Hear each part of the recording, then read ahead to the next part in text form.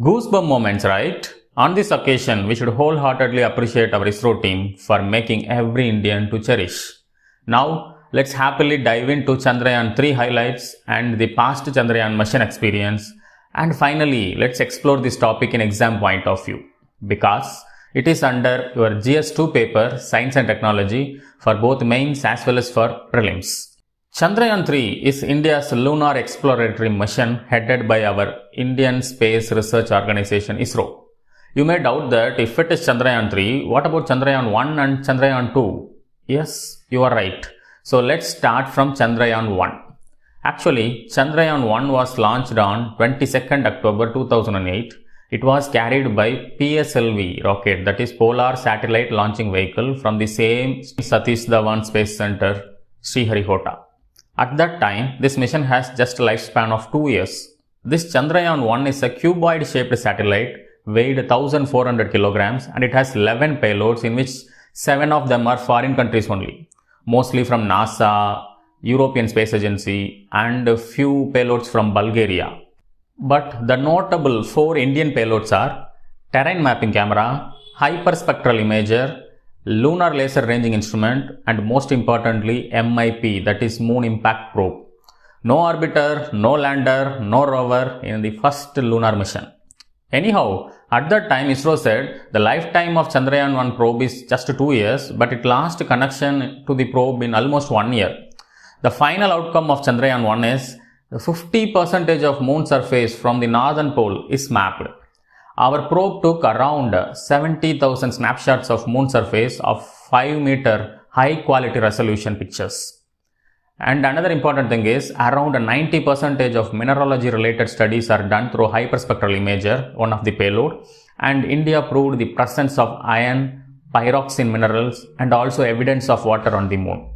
Finally, ISRO said 95% of tasks are completed and declared Chandrayaan 1 is a successful mission. Of course, it is recognized by many countries, and notably ISRO won AIAA Space Award in 2009. That means American Institute of Aeronautics and Astronautics Award. Cool stuff, right?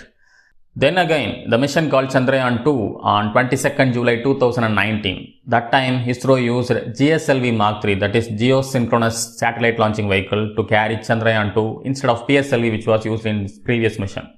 Apart from that, the ambitious goal of Chandrayaan 2 is to make a soft landing on southern pole of moon and to make the robotic rover to walk over the surface to experiment outer crust of the moon to study about topography, mineralogy, seismography, and of course evolution of moon.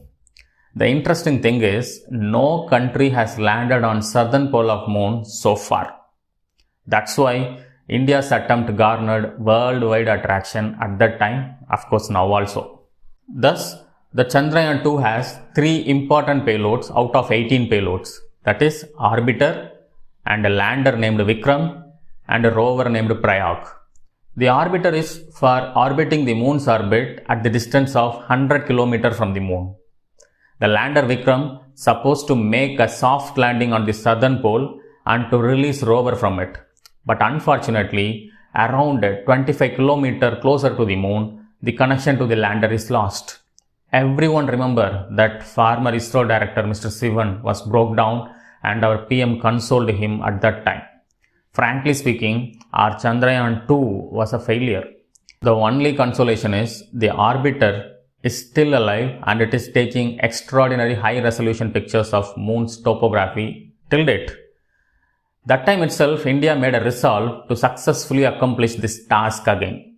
That's what Chandrayaan 3 now. Everybody witnessed it yesterday, right? In the same SDSC, that is Satish Dhawan Space Center, from the learnings of the failure of previous Chandrayaan 2 mission, India has successfully launched Chandrayaan 3 satellite. This time, it is carried by our Indian Bahubali LVM, that is Launcher Vehicle Mark 3, a kind of modified GSLV Mark 3. Now it has three important components, that is Chandrayaan 3.